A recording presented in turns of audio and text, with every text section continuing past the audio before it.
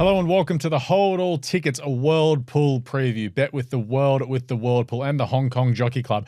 I'm your host, Alex Donnelly, here to take a look at day 2 of the York Festival.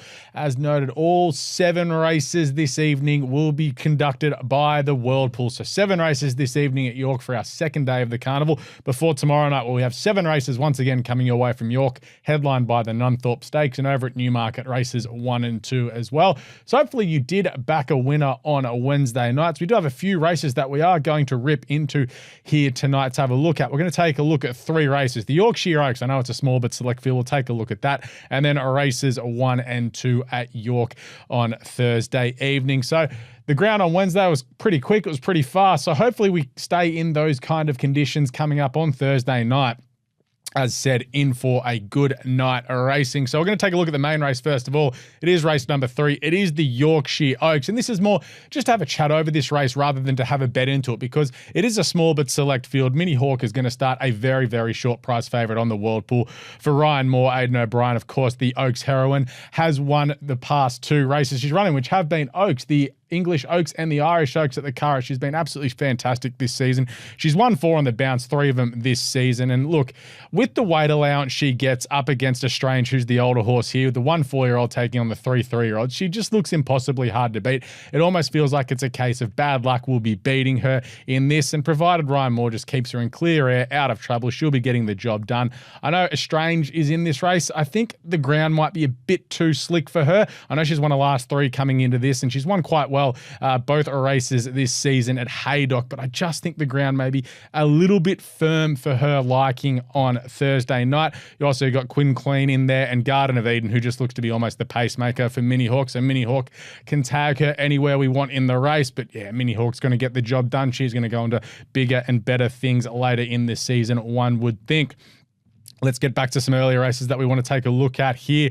Race number 1, the Lowther Stakes, kicks off the card. 6 furlongs, 1,200 metres here. Group 2 for the filly. So a pretty interesting race here. Royal Fixation is going to be your pretty short price favourite here. Is currently favourite at the moment. And look, I thought was pretty strong last start. Its last 2 starts, obviously, was a winner on debut, then was beaten a neck by Venetian Sun. Now, Venetian Sun was down to run in this race and unfortunately isn't going around. So it would have been great to see Venetian Sun go head-to-head with Royal Fixation once again.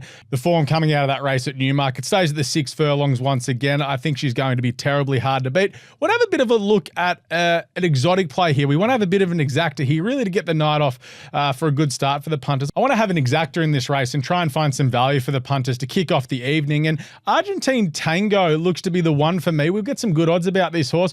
Was good last start at Goodwood when beaten by Lady Aman. Now, Lady Aman's down to run in the Nunthorpe Stakes on Friday, so the 2-year-old take on the older horses there. So you've got to think that form's good, but it was also good behind Venetian Sun and Royal Fixation in that race at Newmarket. So I'm really following that form, and prior to that was Goodwin winning 2 of its races and then had also been beaten by Venetian Sun at the start of the season in May.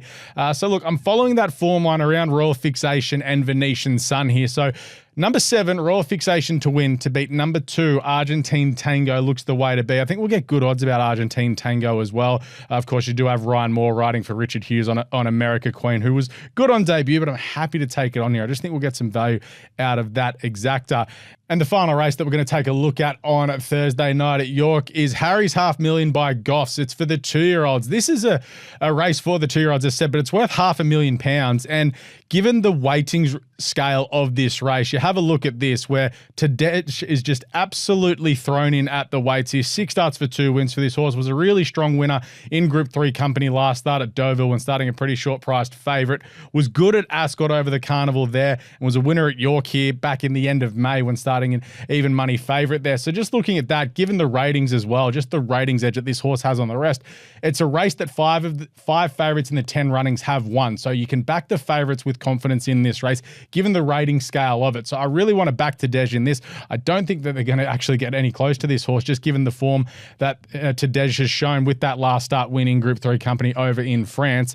So look, this Colt by Haddad should be getting the job done here to end up the night with a winner for the punters there. Of course, we have taking you through the Yorkshire Oaks as well. But they are the 3 races we are going to preview for day number 2 of the York Festival. Of course, Bet with the World, with the World Pool and the Hong Kong Jockey Club.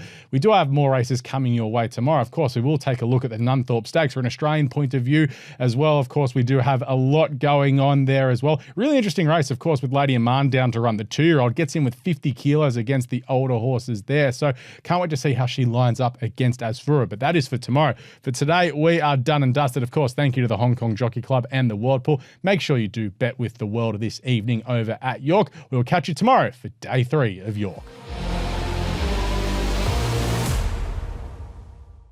What's gambling really costing you?